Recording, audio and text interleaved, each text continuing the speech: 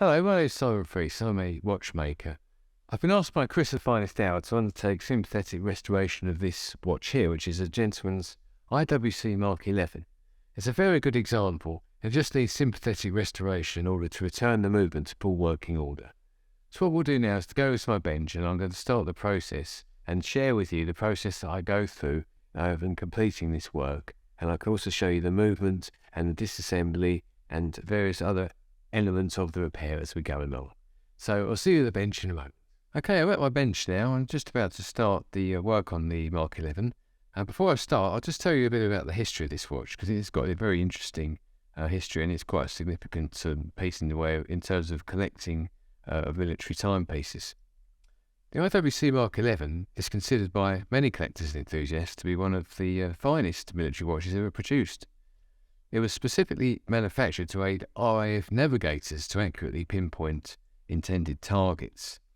RAF bombing raids throughout the Second World War had been notoriously inaccurate. An investigation that they conducted in 1941 showed that only a quarter of the number of bombers that claimed to have attacked their targets actually did so, and other investigations concluded that more than 95% of the bombs missed their intended target by more than 5 miles. The cause of this was simply due to the lack of precise navigation. So consequently, the old system of dead reckoning, and this was where you determined your present position by projecting your course and speed from a known past position, was abandoned, and the focus was turned onto astronavigation, which required an extremely accurate timepiece. The Ministry of Defence put out requirements for a navigation timekeeping wristwatch that would have a highly accurate movement with a hacking device, an inner soft iron cage forming a shield to protect the movement from magnetic interference, a stainless steel waterproof case with a screwed ring to protect the crystal from a sudden decrease of pressure, and a black dial with luminous heads. Upon delivery, the Mark 11 was subject to an exhaustive 44-day testing period for navigator wristwatches. Each batch then had to be sent to the chronometer workshop at the Royal Greenwich Observatory in Hurstmonceux, and all these watches had to be sent there from active units for maintenance as well. These fitness tests, as they were called, entailed a 14-day period rating in 5 positions at least 2 temperatures, plus further tests for ensuring the anti-magnetic and waterproof properties of each piece. After passing these tests, each watch was recalled after 12 months for further testing. The Mark 11 was originally reserved for use by navigators, while later it was also issued to pilots. The Mark 11 was in fact introduced into the RAF and the FAA in 1949 and into the RAAF in 1950. The first IWC and JLC, that's Yain de la Coutre of course, produced these watches. However, having bought 2,000 Mark 11s from JLC in 1949, the RAF decided to buy only the IWC Mark 11 from 1949 to 1953, when the last RAF orders were placed. The last IWC Mark 11 was delivered to the RAF in 1953, although it was not officially decommissioned until 1981. It's believed that only 8,000 IWC Mark 11s were produced for the RAF, and genuine original examples are highly sought after and therefore becoming increasingly hard to find. So this watch here is completely original, with the exception of the crown. It has an Omega crown on it currently, but Chris has supplied an original and correct crown for this watch, which is what you describe as new old stock. You know, it hasn't been on a watch, as you can see from the condition of it. So as part of the work I'm going to do, I'll be fitting that crown to the watch. Okay, so I'm going to get myself rearranged on the bench, and we can start to have a look at the movements and start to take the watch apart. Okay, so I've got the back off, and here you can see the beautiful IWC calibre 89 movements. IWC have always been known for finishing movements really well, and for very high quality decoration and for parts quality as well. You can see the Genève stripes on this movement on all of the plates. They've even separated the bridge plates here, so you have separate individual bridges for the escape wheel, the fourth wheel, and then a bridge going across for the centre and the third wheel. The other feature of this movement, of course, is the hacking feature, which you can just see a little piece of metal next to the balance wheel, which stops the wheel. Obviously the watch isn't currently working, as we've got to get this back into full working order with a service, but as you can see, it really is a very attractive movement. At the centre here you can see a very small piece of metal coming up to the centre wheel, and this is actually in place to provide friction to the seconds pinion. The seconds pinion that runs straight through the middle of the movement has the seconds hand fitted to it and is running directly from the train. And this particular little spring here that you can see going underneath the circular plate in the middle is just to tension it, because otherwise you'll have a very jittery sort of movement from the seconds hand, so this spring just smooths the movement out. So I'm looking forward to taking this watch apart, but the next thing I need to do is to get the movement out of the case so that I can show you the dial in more detail. Okay, so I've got the movement and the dial on the hands out of the case, and we're now able to see the excellent condition of the dial on the hands. One particular feature of this dial, which is worth mentioning, is the hooked 7. You'll see on the number 7 there's a little hook on the end of it, and this is quite a rare feature on the Mark 11 and is therefore much more desirable and collectible model to have that particular feature on the dial. One thing you'll notice with the hands as well is the degree of patina to the luminous material. It's quite common these days to have dial hands re-loomed and reworked by someone in order to give them this particular colour. This is obviously a very appealing colour, but what you'll notice in a re-loomed dial hands is a very consistent colour. If you look at these hands, you'll notice that there's a slight darkening around the edges. There's a variety of tone within the luminous material. And this is always a good sign that the hands are original. It's not 100% confirmation, because there are some very good, very good relooming. So there is some very good relooming work being done out there, but at the same time, it's worth mentioning that this is, exactly what you'd want to see in a completely original watch. You also note the paint on the seconds hand is just slightly, it's got some slight damage on the end here. Once again, it's not something you're generally going to see in a hand that's been repainted, because when a person tries to rework these things, they will generally, make them look perfect. They won't think of things like this. So this is a really nice watch. It's a very good example. And so my next task is to take the dial hands off and then to disassemble the movement. So I'm going to come back to you once I've done this procedure, and we can go through the parts of the movement in more detail. Right, so I've got the movement partially disassembled, and I've stopped at this stage just to show you a few things that I've observed as I've taken the movement apart. The first thing that has been nice to see is the condition of the parts all being very good. These movements are very sturdy and solid, and that certainly helps when it comes to wear. The plates are thick, the wheels are made with a lot of material, and these are not thin and flimsy, they're made quite thickly, and this all helps to produce a very good quality movement. You also see the pearlage on the main plate here. This is the part that contains all of the other components. It's nice to see this level of decoration on a component that you don't really see. You can only see a bit of it when you look through the balance wheel when the movement is complete. All of this is all covered up. This here is the hacking device. There's like a spring that comes across, and I could just move it there.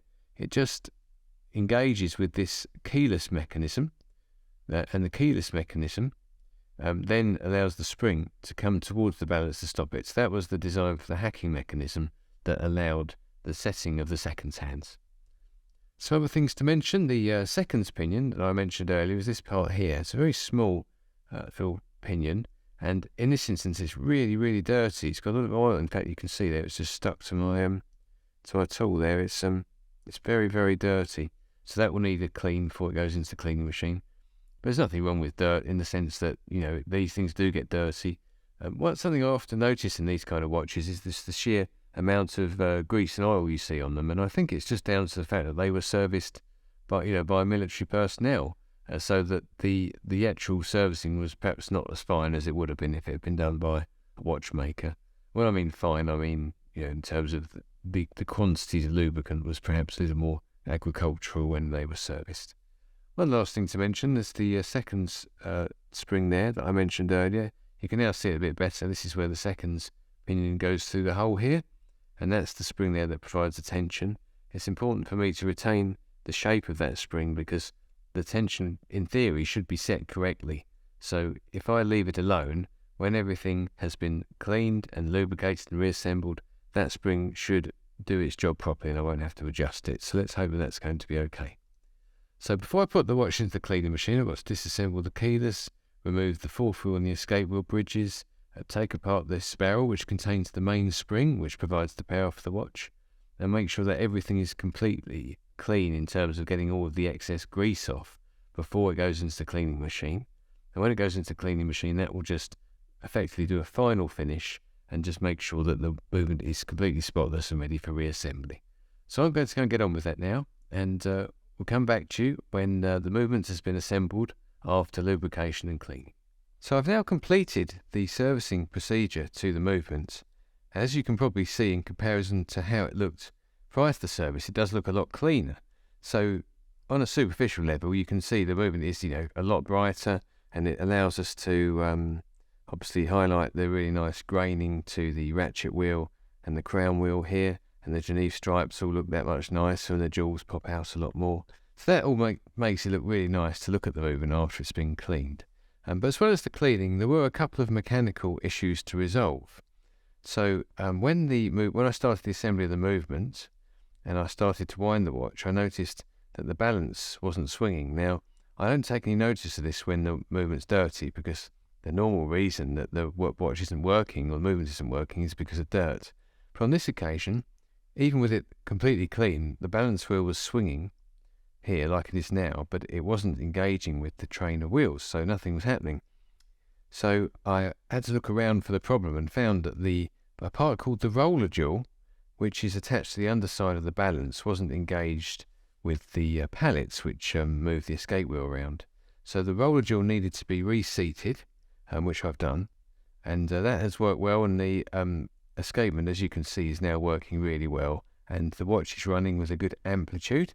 The amplitude is the measurement of the angle that this wheel is spinning in, and it's currently giving an amplitude of about 250, which is quite respectable for this particular calibre.